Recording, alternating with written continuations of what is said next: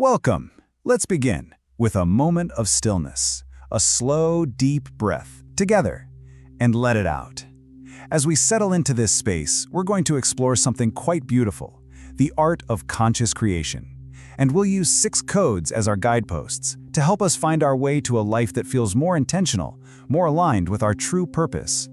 So, before we dive in, I want to ask you something. Just let this question land deep within you. What does it really mean to you to live a life of true purpose? Don't rush for an answer. There's no need. For now, just hold that question gently. Let it be there with us as we move forward. You know, every single act of creation, everything you bring into your world, it all begins within. So it makes sense that our first 3 codes aren't about doing anything at all. No, they're about being. Think of them like the unseen roots of a great tree, the very source from which a meaningful life can grow. This is our inner foundation. So where do we start? Our journey begins with the very first code, consciousness.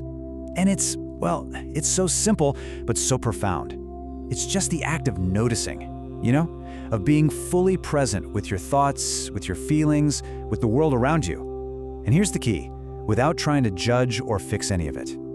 Just letting it be, as it is. It's like turning on a gentle light, the pure light of awareness. Let's just sit with these words for a second. To be conscious is to see the world not as it is, but as you are. What does that really mean? Well, it means that your perception, that's the lens you see everything through. And consciousness, awareness, that's what allows you to finally see the lens itself. So here's a gentle invitation for you. Where in your day can you bring just a little more awareness? It doesn't have to be big. Maybe it's in really tasting your morning coffee, or feeling the sun on your skin when you step outside, or maybe it's just noticing the simple rhythm of your own breath. Where can you practice this gentle, non-judgmental noticing, even for a moment? All right, the second code that builds our inner foundation is responsibility. And I know, that word can sound heavy, but this isn't about blame or burden. It's actually about power. It's about realizing that between something happening to you and how you react, there's a little space. And inside that space, that's where your true power lies. The power to choose your response.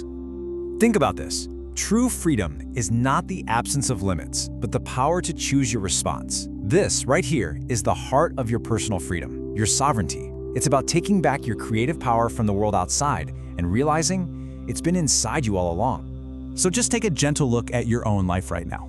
Is there a situation, a place where you feel, powerless? Maybe your real power isn't in changing the situation. Maybe it's in choosing how you will meet it. Where in your life can you reclaim that power to choose? And that brings us to the final pillar of our inner foundation, acceptance. Now, it's so important to understand this isn't about giving up.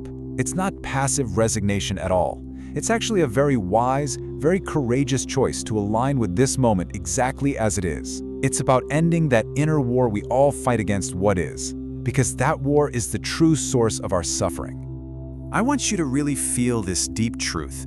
What you resist persists. What you accept transforms. You see, all that energy we spend fighting reality, pushing against it, that's the very energy that keeps us stuck. Acceptance, that's the key, the one that finally unlocks the door to real transformation. So let's bring this right into this very moment.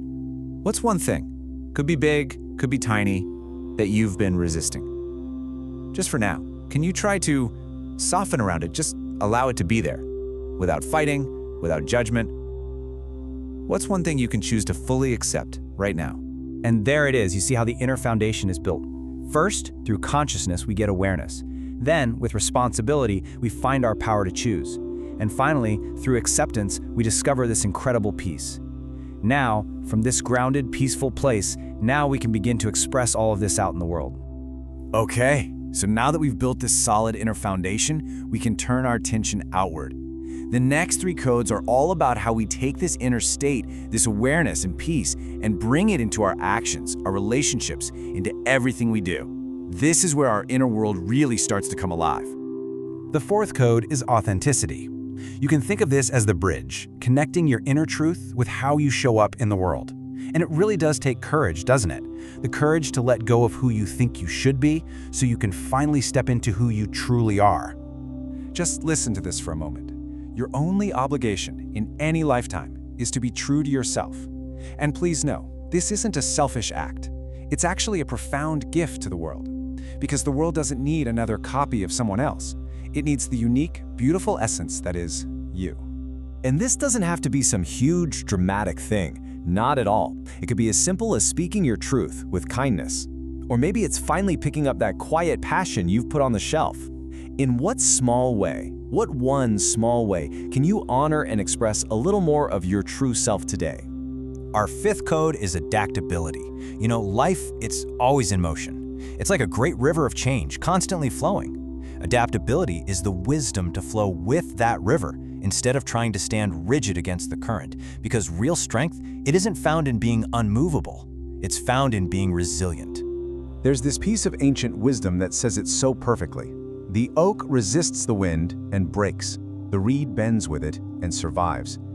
To be adaptable, it means being like that reed, pliable, flexible, resilient, and understanding that sometimes the greatest strength is found in yielding. So I ask you, where in your life right now are you holding on tight with rigid expectations? Where are you being the oak? And where might a softer, more flexible approach actually serve you better? Where could you be more like the reed and less like the oak?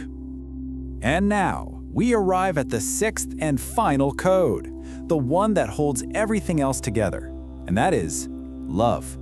But we're not just talking about an emotion here, not just romance or affection. We're talking about love as the fundamental energy of creation itself, a conscious choice, an action, a state of being that recognizes the profound connection between all things.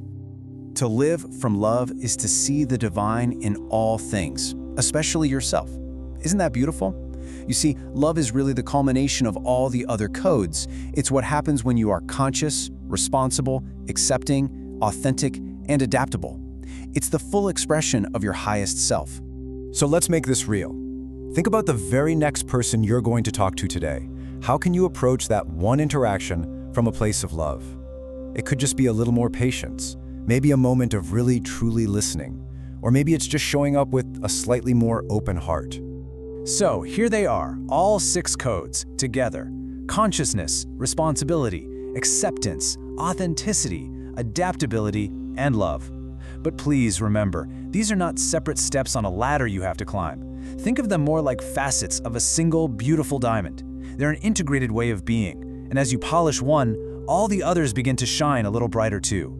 You know the saying, the journey of 1,000 miles begins with a single step? You don't need to master all of this overnight. That's not the point. Just for today, simply choose one. Let one of these codes be your gentle focus. Which one is calling to you right now?